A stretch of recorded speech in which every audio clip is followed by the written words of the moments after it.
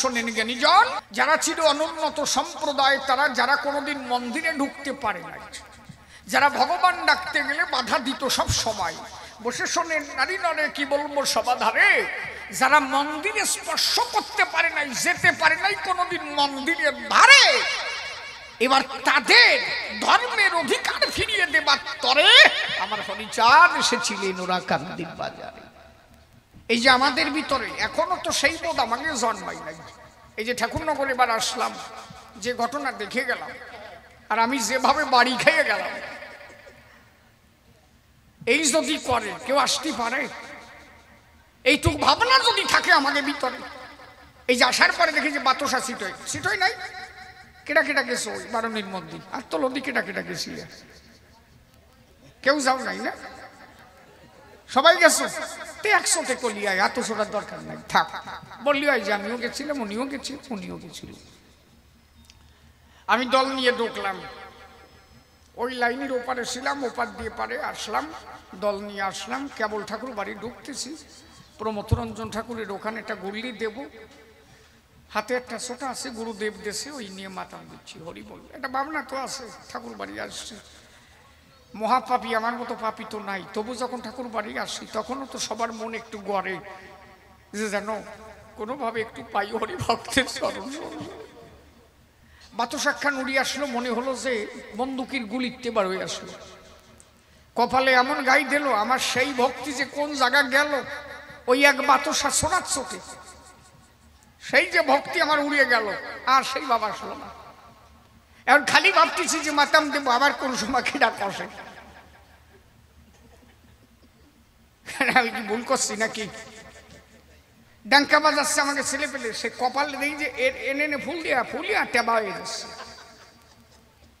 সে বাতাসা মানে ভাঙিয়া গুরু ওই জায়গায় থাইয়া যাচ্ছে, গুরু ওই বাতাসার গুত হয়। আচ্ছা ওইভাবে ফেলাতে হবে কেন?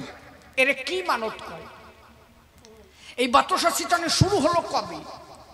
আমার সমাজের মানুষ ছিল যখন ধর্মের প্রতি হুঁশ, এরা যখন ধর্মের প্রতি হুঁশ রেখে ভগবানের প্রসাদ করতে যেত গ্রহণ, এদের কোনো প্রসাদ হাতে দেওয়া হতো না, মন্দিরে স্পর্শ করতে দেওয়া হতো না, ওই ব্রাহ্মণরা মন্দির থেকে বাতাসা এরকম ছুঁড়ে দিত, খা শালারা,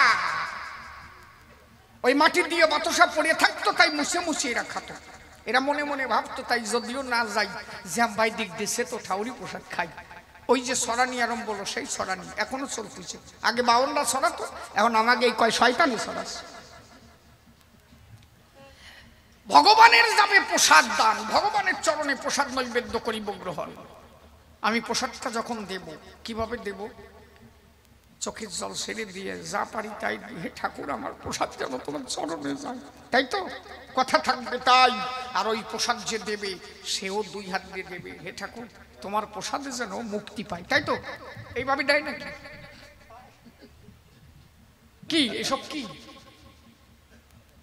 বসে শোনেন নারী নরে কি বলবো সবার ভিতরে, এই ঘটনা ঘটেছিল, উচ্চ বর্ণের মানুষ ঘটেছিল বারে বারে, সেই বাতাসা ছড়াছড়ি এখন হচ্ছে আমাদের ভিতরে। এ কেন মানুষে করে? আমরা কেন করি এ সংসারে? সমস্ত বাতাসাগুলো নষ্ট হয়ে যায়, ওই মাটির তলায় যায় পড়ে। আমি মানত করেছি দেব, নিজ হাতে হাতে ধরে ধরে নে ঠাকুরের প্রসাদ খা, তাই তো? অসুবিধা কোন জায়গায়? আর আমার মনে হয় অনেকে শয়তানিও করে, ওই কিনি ওই ঘাই দেয়, শয়তানও আছে 2-4 দিন, ওই রকম জোরে মারে নাকি বাতাসা।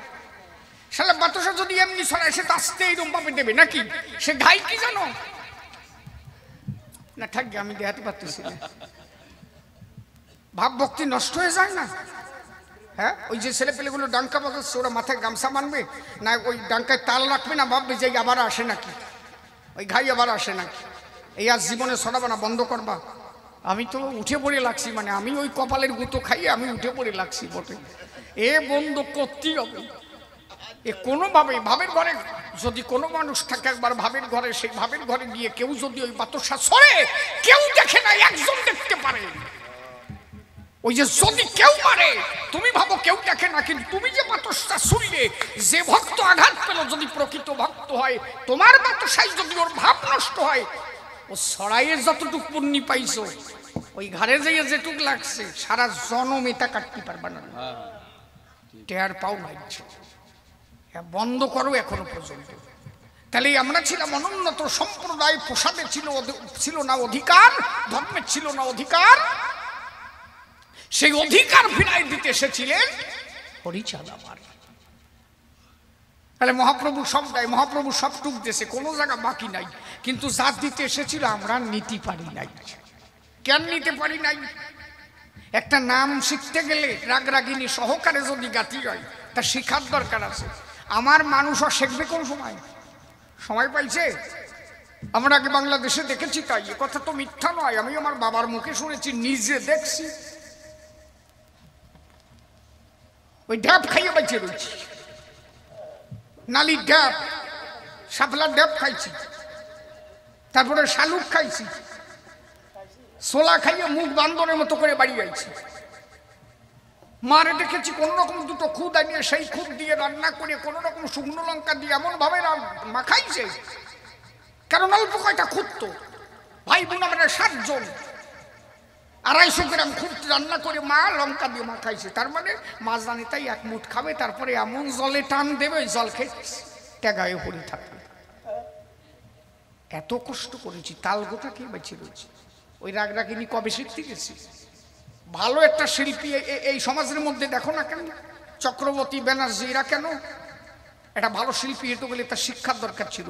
আমার সমাজের মানুষ খাইয়ে বাঁচবে না, এ শিখতে যাবে, তাই কর।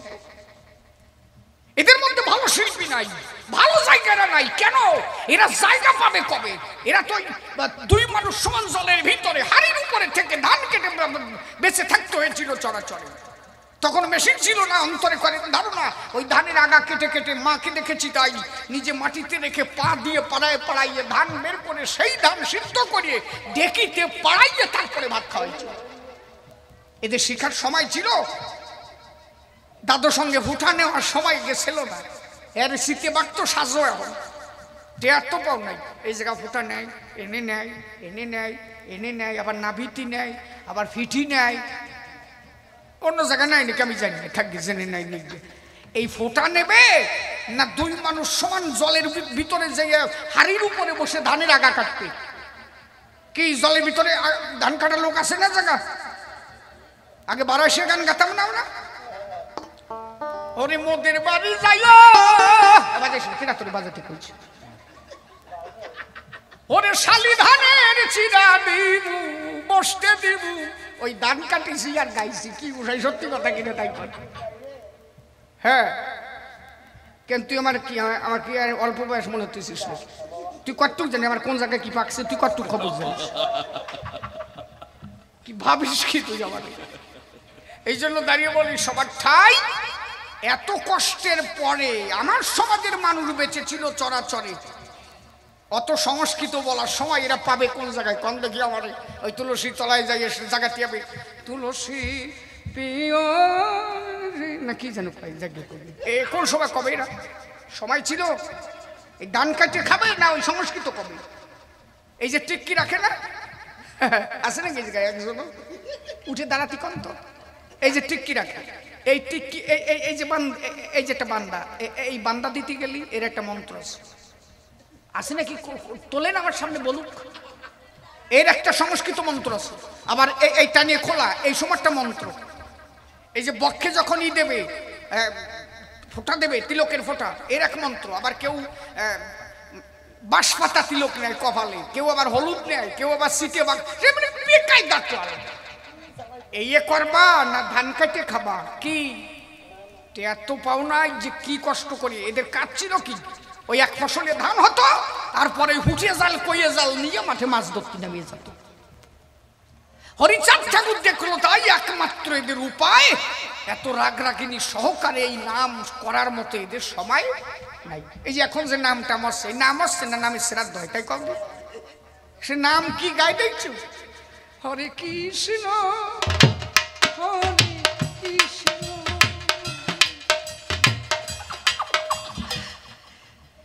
আর যদি মাইয়ে ছিল ওই দলে থাকে, বাবা হরে কৃষ্ণ, তারপর সে বেদের মাইয়ে জ্যোৎস্নারও সুর গায়, তুমি জ্যোৎস্না হে। আচ্ছা, এই সুরে যদি নাম গায় তখন ওই দেবশ্রীর কথা মনে পড়ে না, ভগবানের কথা মনে পড়ে নাকি? হ্যাঁ, নাম একটা রাগের উপরে গাইবে, গাওয়া মাত্র চোখে জল আসবে, তাই না? ইয়া হবে না। ওই যে খোল করতাল এই বাজাতে গেলে একটা ঢোলও বাজায়, কয়জন এই জায়গায় ঢোল বাজানির লোক আছে?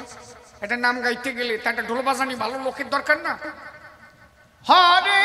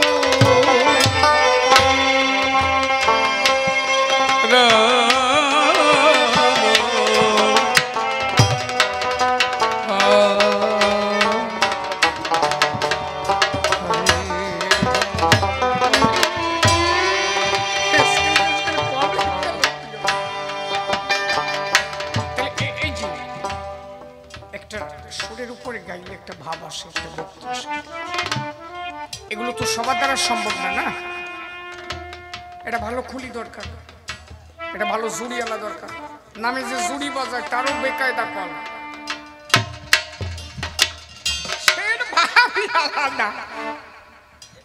কি নামে জুড়িওয়ালা বেকায়দা না? এই যে ঘুরি আসলো কয়দিন, তারও বেতন আছে। ওরে বাবা, আমি এটা ভালো বুঝি, সেটা আলাদা ব্যাপার। কয়জন শিখতে পারবার নিয়ে সবার দ্বারা সম্ভব।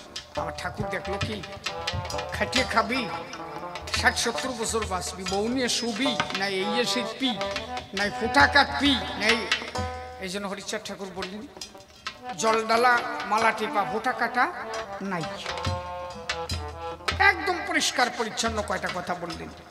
লয়ে নিজ নারী ব্রহ্মচারী সচ্চরিত্র রবে, হাতে কাম মুখে নাম, সত্য কথা কবে, পরপতি পরসতী কবু না স্পর্শিবে, তুমি না ডাকিলে হরি তোমারে ডাকিবে। হাতে কাজ করবি, মুখে নাম নিবি, আর তো কিচ্ছু দরকার নেই। ফোঁটা কাটা মালা টেপা জল ফেলা সব ফেলে দে, কাজ কর, আর শুধু বদনে বল একবার হরি নাম, একবার হরি হরি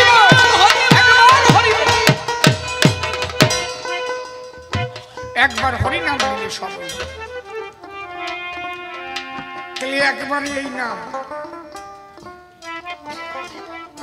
ডঙ্কা বাজাও কাশি বাজাও। খোল বাজানি ভালো, খোল বাজানি তাড়াতাড়ি শিখা যায় না ডাঙ্কা বাজানি তাড়াতাড়ি শিখা যায়? কোনটা? খোল সহজ না ডাঙ্কা সহজ? কি পাও? খালি সহজ নাকি দুই বাড়ির ডাঙ্কা? এখন তো কতটা বাজায়, সে বাজনা তো না। হরি বল হরি বল হরি বল, এই একই বাজনা। এই বাজনাটাই মতুয়াদের প্রকৃত বাজনা। কাশিটা আমার কাছে দাও। হরি বল হরি বল হরি বল হরি বল হরি বল হরি বল হরি বল, এই একই বাজনা হবে। আর এখন যা বাজাইটা যায় এগুলো ডাঙ্কা বাজনা না তো।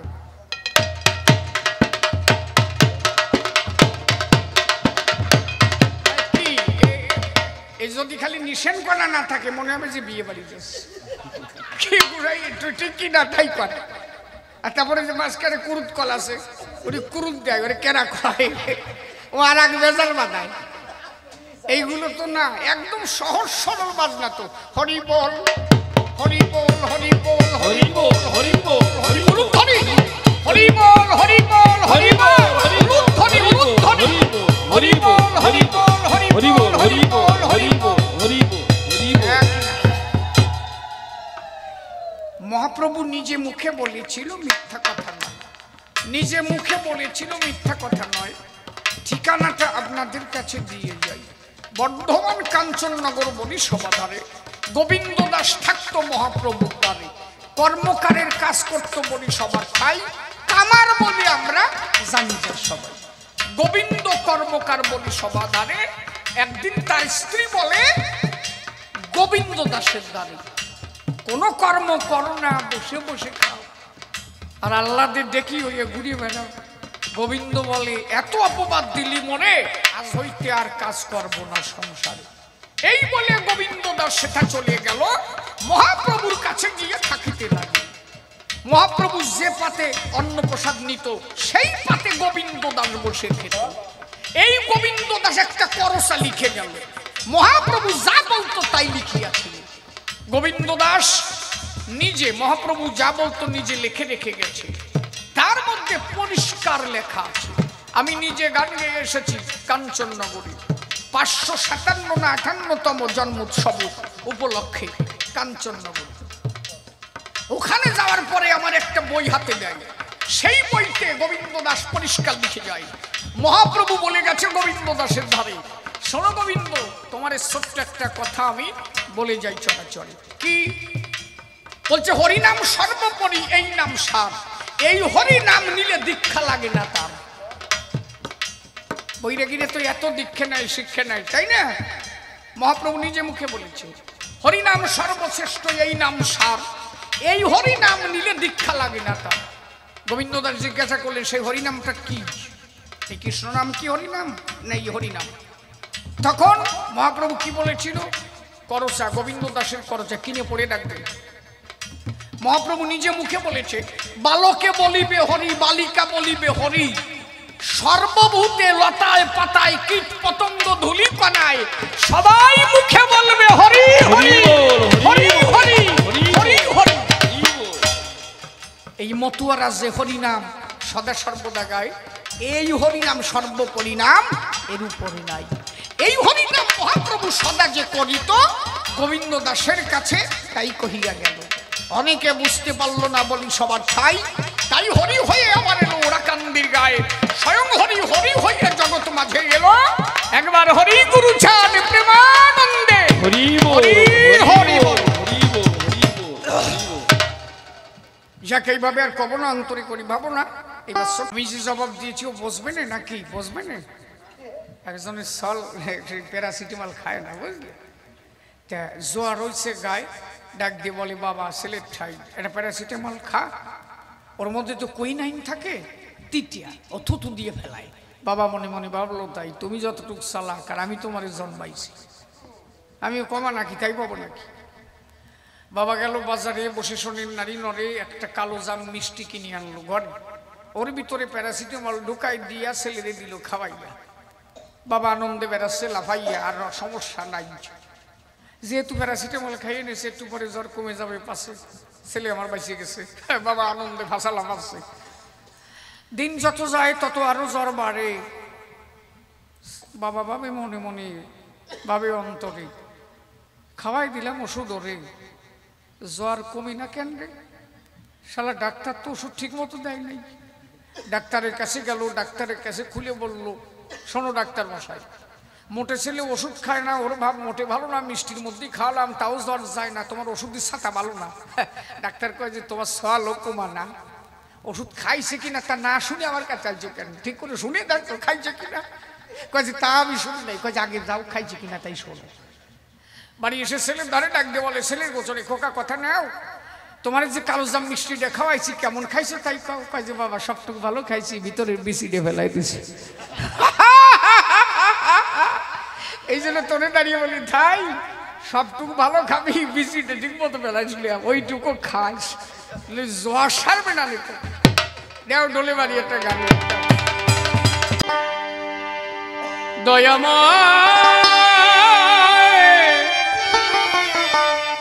ও দয়াময় তোর যে দয়া নাই তুলনা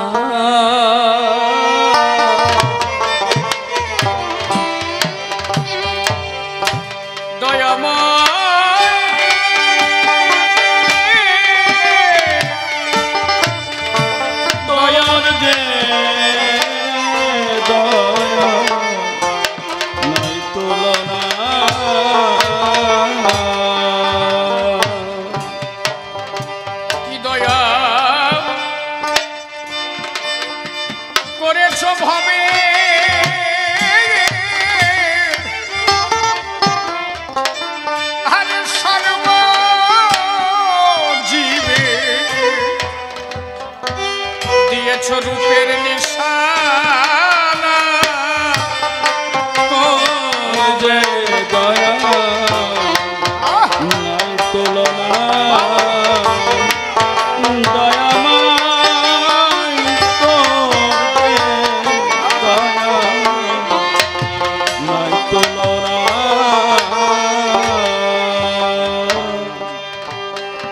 কি দয়া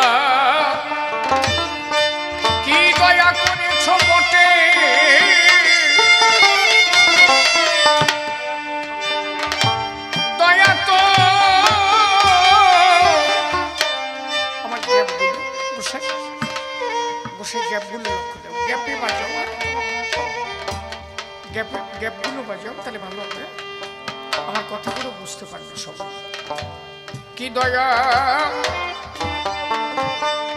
দয়া করেছ বটে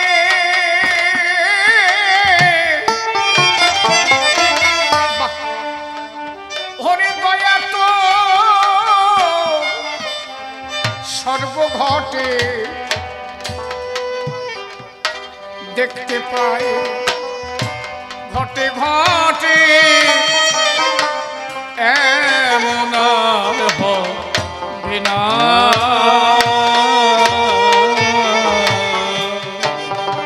ও দয়াল দেখি নরবপু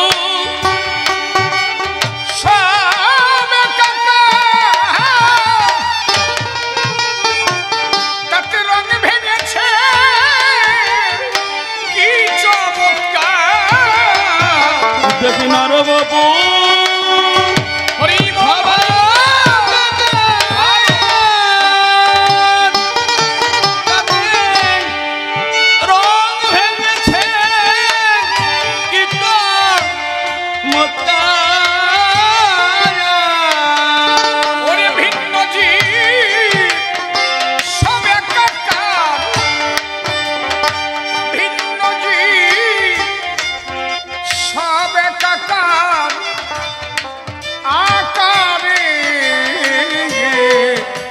আকার মিশে না তোর নাই তুলনা দয়াময় তোর নাই তুলনা কি দয়া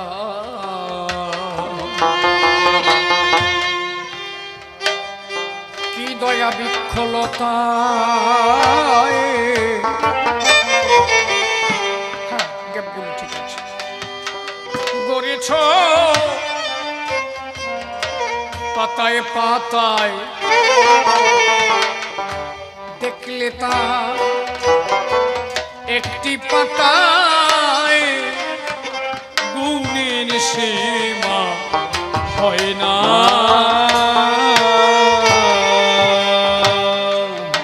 করেছো যে অনেক কারিগরি ও দয়াল কলাই সুবাস সুখে জুড়ি দয়া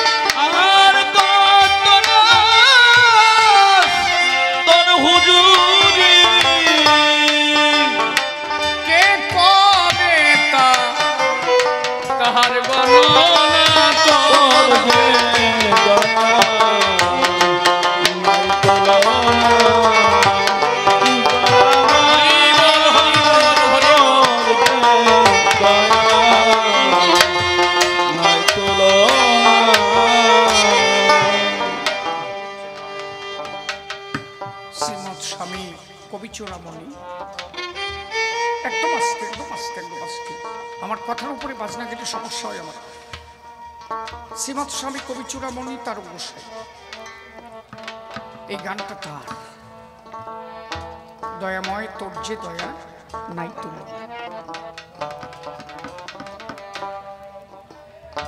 কি দয়া লতায় পাতায় গড়েছ,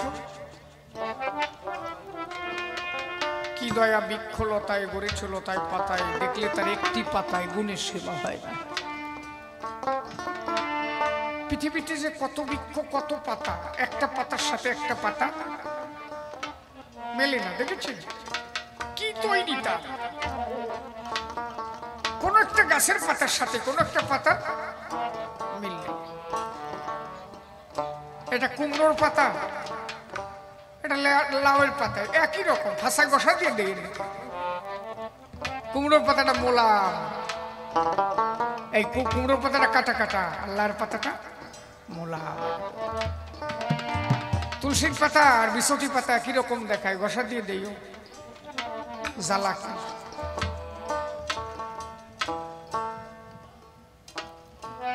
এই যেটা গাছ, এই একখানা গাছ, এটা কলু বসায় দাও, একটু রস বের করো, দেই মিষ্টি লাগে না? লাগবে না, কুষ্টিয়া। খেজুর এত রস পালো কোথায়? কলু বসানো মাত্র রস পড়ে। কি মিঠিয়া, কি মিঠিয়া। কত তোর কারিকুরি করেছ যে কারিকুরি, কলায় সুরস খেজুর, কত রস তোর হুজুর। খালি ওই রস না, আরো কত রস, কে করে তার গণনা? তোর যে দয়া নাই তো। আমরা খালি তার সৃষ্টির দিকে তাকালে তো বুঝি, তাই না?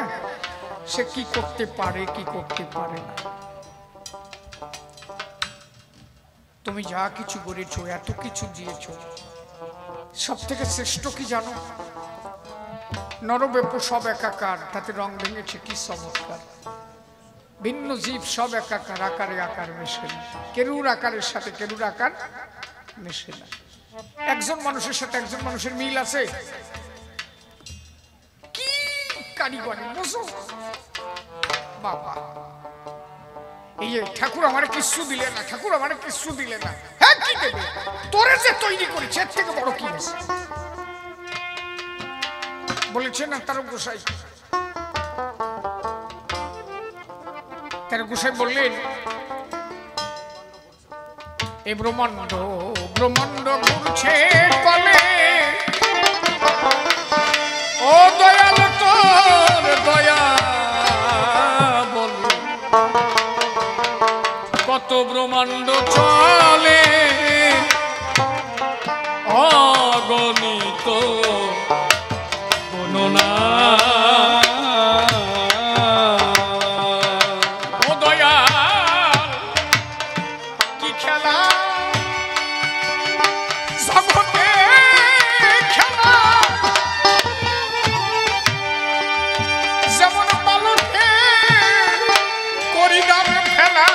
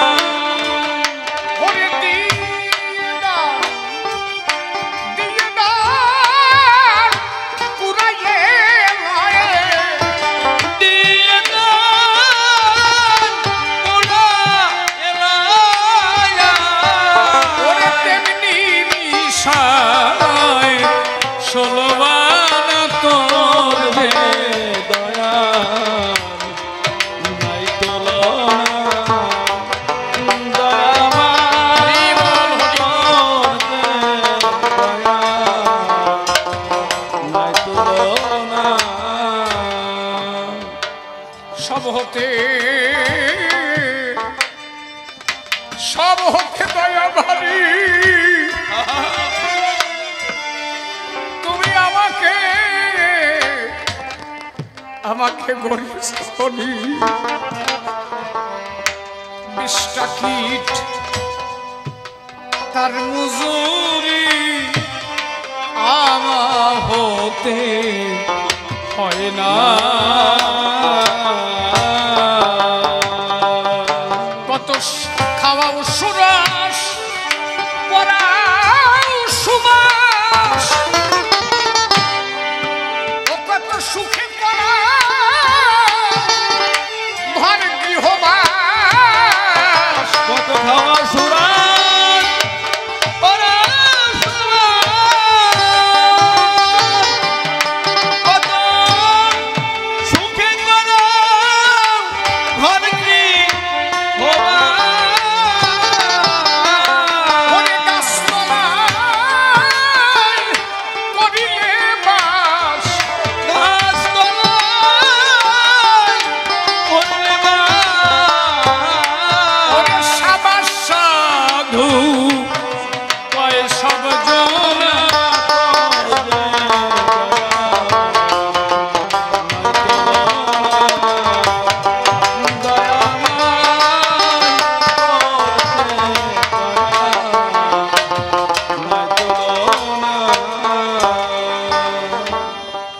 যে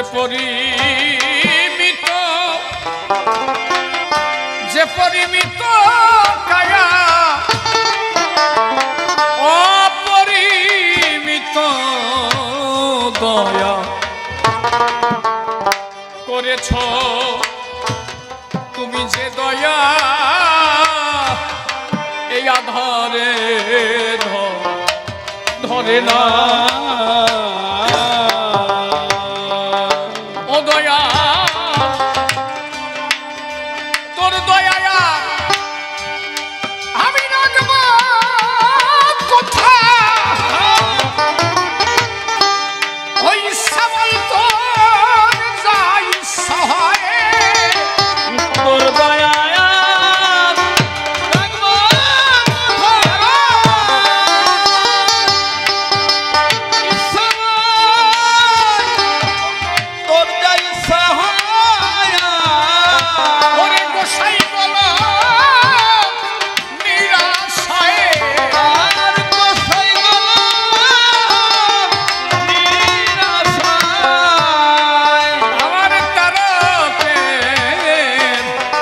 আশা গেল না তোর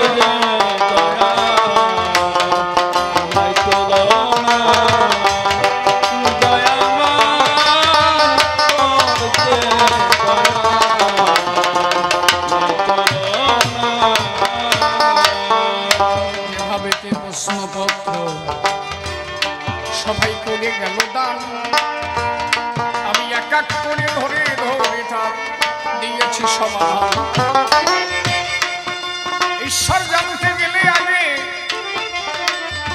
হয় ভক্তির প্রয়োজন, মাটির মুক্তিতে পেতে পারি আমরা শ্রীহরি চরণ। ঠাকুর রামকৃষ্ণদেব রামপ্রসাদ যারা গো পেয়েছিল মায়ের দেখা, তারা ভক্তি বর্ষে পেয়েছিল তারে একা একা। যেদিন হালি প্রসাদের রামপ্রসাদ তার মন্দিরের ছাউনি নষ্ট হলো, স্ত্রী তার মারা গেছে, শোনেন জ্ঞানী দল। বড় মেয়েটাকে ডেকে বলে, মাগো আমার কথা ল, আমি মন্দিরের ছাউনি দেব, কটা বিশুলি মরে দাও। নিচের থেকে মেয়েটা বিশুলি ছুঁড়ে মারে, রামপ্রসাদ বাঁশের চটা দিয়া উপরের ওই ছাউনি গুলো দিয়েছে ওই সাইয়া। গান গায় আর ছাউনি গায়ে গো, কাটা কাটা এরকম কেন? পরিষ্কার পরিচ্ছন্নতা ওই মাঝখানে শুধু আমার গ্যাপ গুলো। দাঁড়াইয়া বলি আমি ধর্ম সভাস্থান, ওই ছাউনি দিতে উঠলেন রামপ্রসাদ তখন নিচের থেকে মেয়েটা তার বিশুলি ধরাইয়ে দেয়। দেখেন কি ঘটনা ঘটে গেল ওইটুকু সময়। বড় মেয়েটা ভাবলো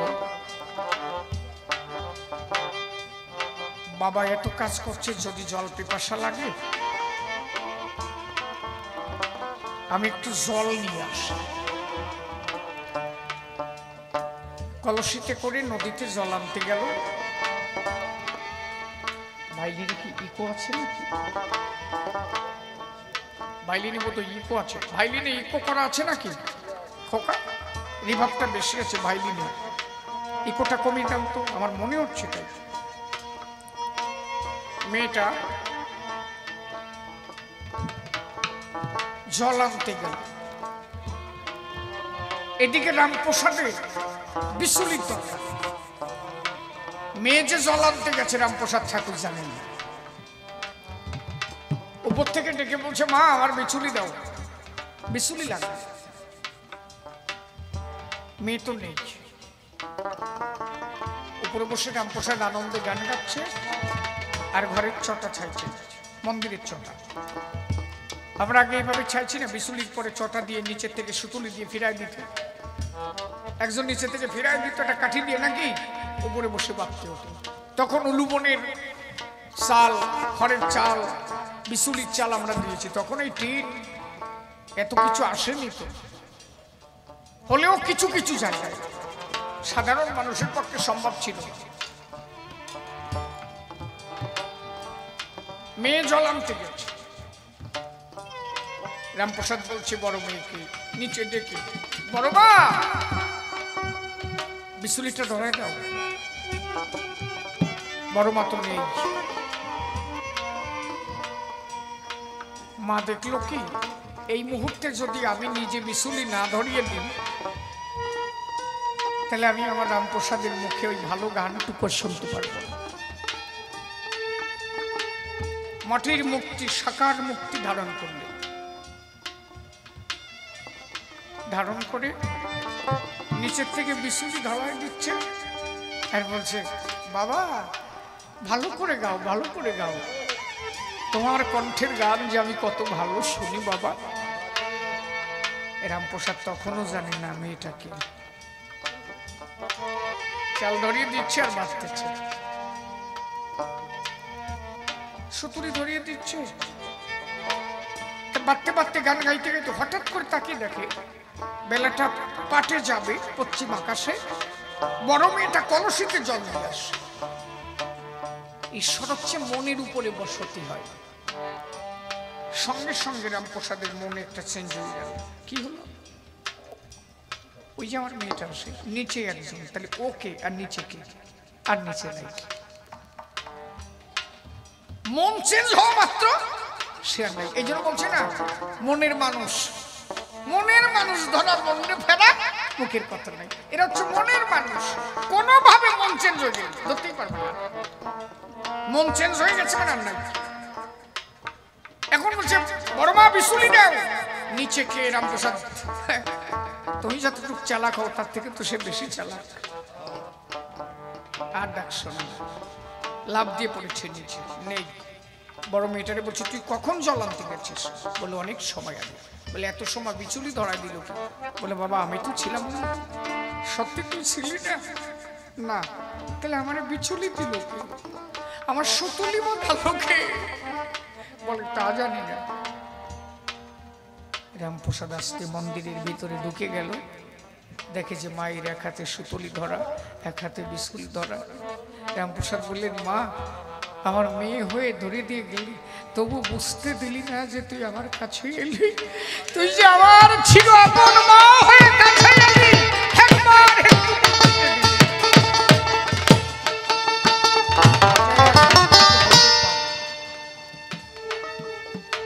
এরা যে ঈশ্বরকে জেনেছিল একদম একান্ত আপন করে জেনেছিল, বিন্দু মাত্র মনের মধ্যে সন্দেহ ছিল না। সেই ভক্তি, সেই প্রেম, সেই বিশ্বাস, সেই আত্মসমর্পণ, এত কিছু করে তারা পেয়েছিল তারে। শোনো বাবা, বোঝাইলাম তোমায় কাব্যের ভাষা ধরে। তুমি দেখে বলেছো সমাধানে হরিচাঁদ এলো কি কারণ? এই অনুন্নত সম্প্রদায়কে সে ফিরালো জীবন। যারা রাস্তা দিয়ে হাঁটতে গেলে গলায় ঘটি বেঁধে দিত, যারা পায়ে ঝাঁটা বেঁধে রাস্তায় চলাফেরা করিত, ধর্মের নামে যাদের উপরে হলো কঠিন অত্যাচার, তাদের বাসাইতে ছুটে এলেন হরিচাঁদ আমার। বাবাজি বললেন তারে পূর্ণ ব্রহ্ম বলে কেন? এ আবার আলাদা বিষয়, এর মধ্যে তুমি আবার এ শুনবা কেন? এতদিন পর্যন্ত যত অবতার হয়েছে, যিনি স্বয়ং তিনি কোনোদিন আসেন নাই। এতদিন যারা এসেছে তারা অংশ। তারকেশ্বর শ্রী শ্রী হরিলীলামৃত গ্রন্থ মঙ্গলাচরণ পড়লে বোঝা যায়, এবং তারকেশ্বর গ্রন্থকারের অনুনয় পড়লে বোঝা যায়। গ্রন্থকারের অনুনয় পড়ে ডাকবা তারকেশ্বর লিখেছে, সেখানে আমি সত্য করে বলছি, যখন ভাগবত গ্রন্থ রচিত হয়,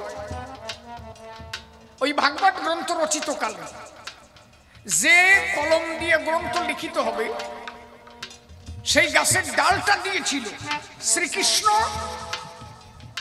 ডালটা পেয়েছিল কৃষ্ণচন্দ্র। তখন ডেকে বলেছিল কারে? তারকেশ্বর, এই বেদব্যাসের ধারে, যে আমি তোমাকে কলম দিতে পারি, কিন্তু কলমের নিচে যে লিপিরা, যারা লিপ বলে বা জিপ বলে, আমরা জিপ বলতাম, এইটি আমার দেওয়ার ক্ষমতা নেই। বলে কেন? বলে এইটি একমাত্র দিতে পারে যিনি ক্ষীরোদের হরি, যিনি ক্ষীরোৎসাহী, যিনি মূল সত্তার মালিক, যিনি অনন্ত নাগের উপরে সাহিত্য, তিনি ছাড়া আর কারো ক্ষমতা নেই। শ্রীকৃষ্ণ বেদব্যাসকে শ্রী হরির কাছে পাঠালো, এই জন্য কৃষ্ণ আর হরি এক না। শ্রী শ্রী হরিলীলামৃত গ্রন্থ পড়লে বোঝা যাবে। মঙ্গলাচরণে পরিষ্কার তারকেশ্বর বুঝিয়ে দিয়েছে, হরিচাঁদ চরিত্র সুধা প্রেমের ভান্ডার, আদি অন্ত নাহি যার কলিতে প্রচার।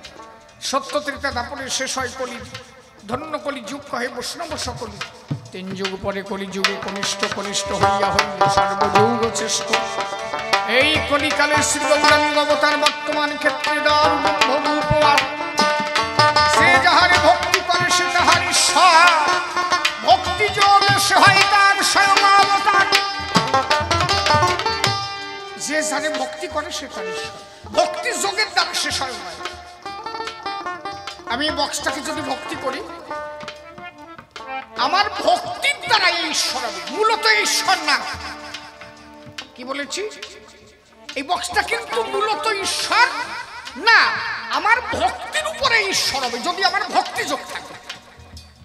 কিন্তু হরিচাঁদের কাছে গেলে সে ভক্তি করে গেলেও সেই ঈশ্বর, ভক্তি করে না গেলে ঈশ্বর। কারণ দশরথ যখন তার কাছে গিয়েছিল তার ভক্তি ছিল না, কারণ হরিচাঁদকে সে তখন মানতই না। কি বলেছি বোঝা গেল? কোমলদাস যখন গেল সে তখন মানতই না। তারকেশ্বর যখন গেল মানতই না হরিচাঁদ ঠাকুর ভগবান। তার মানে কি? এদের তখন ভক্তি ছিল না। তাহলে ভক্তি না থাকলেও হরি আমার স্বয়ং, আর এগুলো ভক্তি যোগের দ্বারা ঈশ্বর হবে।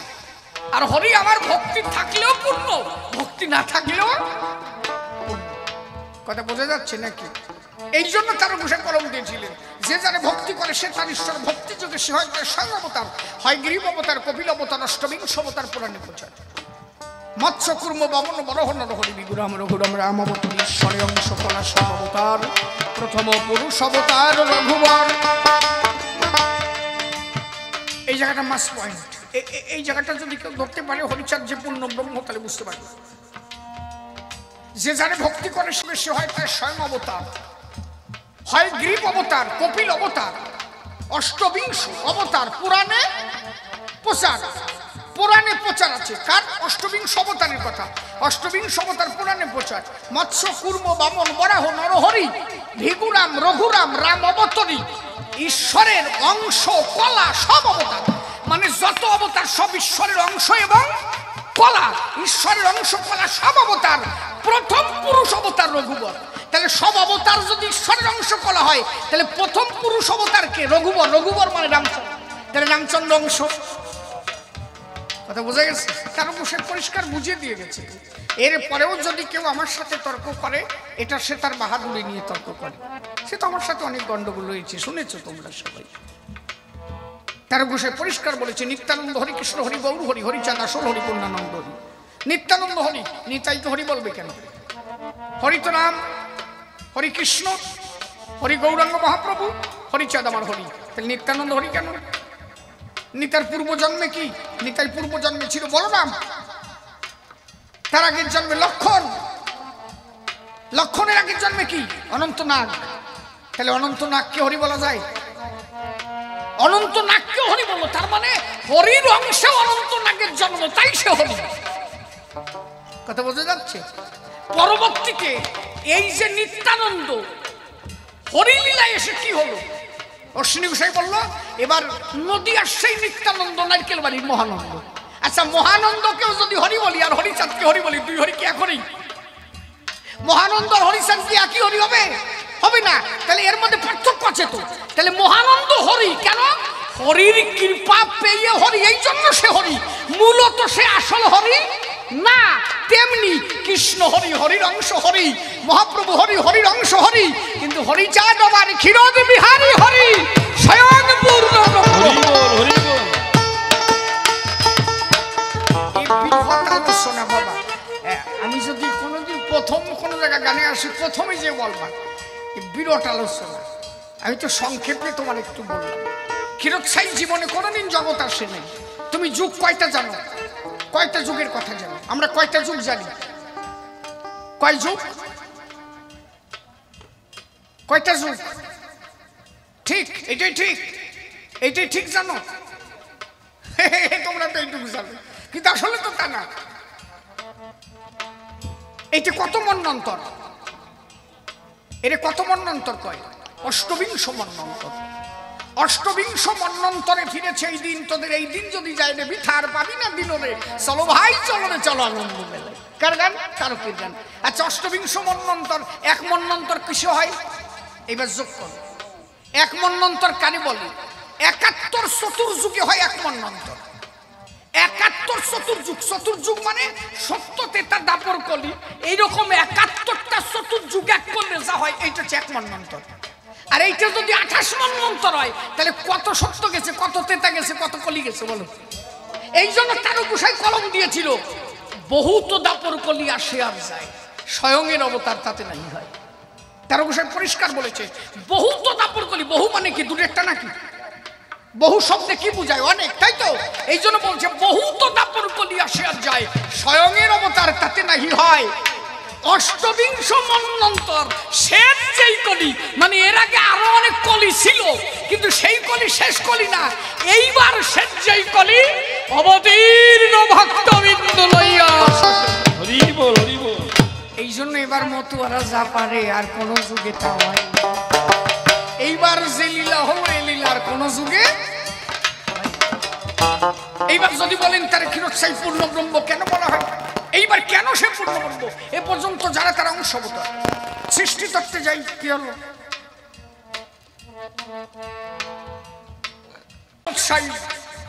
এই যে ক্ষীরদ বিহারী হরি, তার ললাট থেকে এক বিন্দু ঘাম ঝরে পড়ে, সেই ঘামের থেকে জন্ম হলো আদ্যাশক্তি মহামায়া। এই মহামায়া, মহামায়া সৃষ্টি করলো তিনজন। কে কে?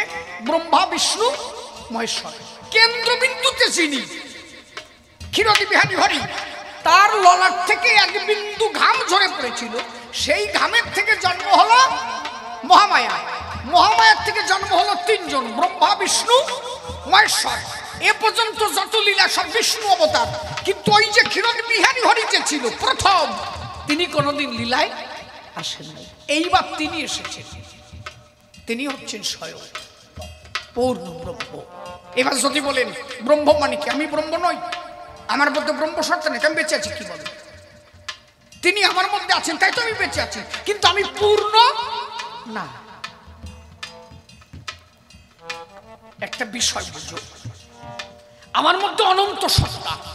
আমি আর একটু পরিষ্কার করে বুঝাই।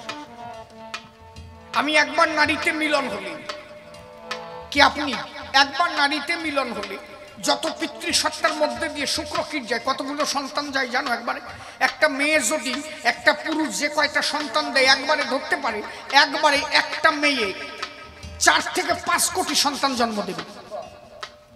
একবারে একটা মেয়ে যদি জন্ম দেওয়ার ক্ষমতা থাকতো, এই ঠাকুরনগর একবারে জন্ম দিলে সব মরে যেত।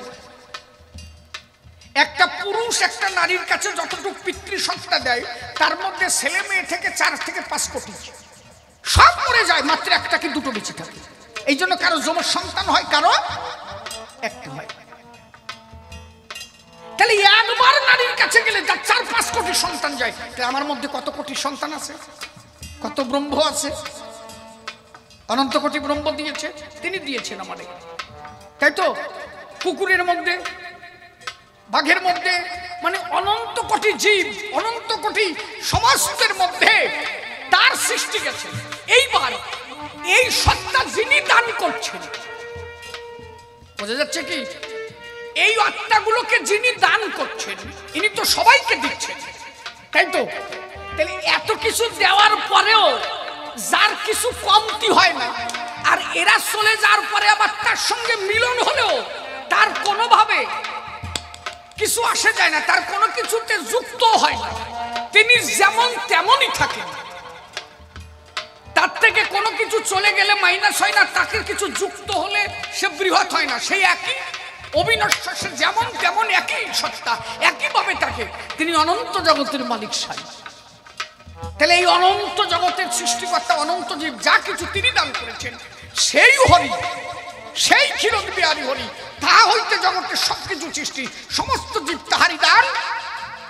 আমরা তার কাছে স্ফুলিঙ্গের মতো, তিনি পূর্ণ ব্রহ্ম, আমরা তার সন্তান।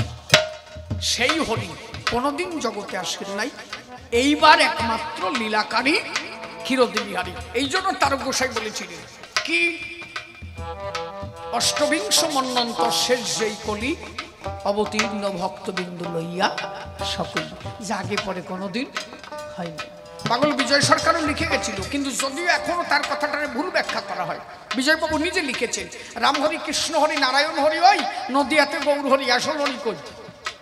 বিজয়বাবু লিখে গেছে, কিন্তু পরবর্তীতে বিজয়বাবুর এই কথাটাকে ভুল ব্যাখ্যা করা হচ্ছে। বলছে রাম হরি, নারায়ণ হরি, কৃষ্ণ হরি ওই, নদিয়াতে গৌর হরি, আবার আসল হরি কই, মিলে সকল হরি। এবার এই হরিতে, এই জন্য তার গোসাই কলম দিয়েছিল, স্বয়ংয়ের অবতার হয় যে কালে, আর অবতার তাতে এসে মেলে, হরিলামৃত তার প্রমাণ। ব্রজ পাগলা কৃষ্ণ সত্তা এসে হরি সত্তার সঙ্গে যুক্ত হলো। অতএব স্বয়ং হরিকে, হরির আশার ইশারা পেয়ে অনন্য অবতার শ্রীহরির সঙ্গে মিলন হয়েছিল। এই জন্য তারা গোসাই লিখেছিল, স্বয়ংয়ের অবতার হয় যে কালে, আর অবতার তাতে এসে মেলে। যদি বলেন আমরা মানি না, না মানলে তো কিছু করার নাই। তবে এ পর্যন্ত যত লীলা হয়েছে, কোন যুগে ভগবান কয়টা মরা বাঁচাইছে একটু দেখাতে পারো? আর এই যুগে হরিচাঁদ ঠাকুরের ভক্ত রাজা পারিছে, মরা ধরে টান দেশে লাভ দিয়েছে। বিচরণ পাগলের স্ত্রী মারা গেল, গুরুচাঁদ ঠাকুর বিচরণে বললো বাড়ি যাবি না? বলে তুমি তো কও না। বলে ঠিক আছে যা, যে মাঠ দিয়ে যাবি, যা পাবি তাই ধরে নিয়ে যাবি। মাঠ দিয়ে যাচ্ছে, একটা কচ্ছপ পেলো, কচ্ছপ ধরে নিল। উনি তো কাসুম খাতো খুব, সবাই ওনার স্ত্রীকে পুরাতে আসছে। বলছে পাগল তুমি কচ্ছপ নিয়ে আসছো, এই কচ্ছপ খাবা? কয় যে বউও বাঁচাবো, কচ্ছপও খাবো। ওই কচ্ছপ শীত করে ফেলে রাখলো, কচ্ছপ মারা গেল। ওই আত্মা ধরে নিজের স্ত্রীর মধ্যে ঢুকাই দিয়ে হাত ধরে টান দিল, এখনো যাওয়ার সময় হয় নাই। কোথায় যাবি? তা চলে যাবি, আমার বলে যাবি না, আমি তোর হাত ধরে এনেছি। পাগল স্পর্শ করা মাত্র মরা দেহে প্রাণ পেল। তারপরেও ওনার স্ত্রী অনেকদিন বেঁচে গেছিল। বিচরণ পাগল, তারও গোসাই কত মরা বাঁচাইছে। মহানন্দ পাগল, হীরামন পাগলা, গোলক পাগল, এরা মরা বাঁচাই নাই এমন কেউ নাই। অনন্য যুগে যত লীলা হয়েছে, এই যুগের সব থেকে শ্রেষ্ঠ লীলা এই যুগে স্বয়ং হরি অবতীর্ণ হয়েছে। তাই এই লীলা নইলে আর অন্য যুগে কোনোদিন এই লীলা হয়নি। তবে আর বেশি কথা বলবো না, ছেড়ে দিয়ে যাবো মোর কবির ও কল্পনা। এরপরে গণপতি সভাতে আসবে, ওর কিছু কথা সভাতে বলিবে, ধর্ম কথা ও কিছু আলোচনা করে যাক, ওর মতো ভাবের কথা এ পর্যন্ত থাক।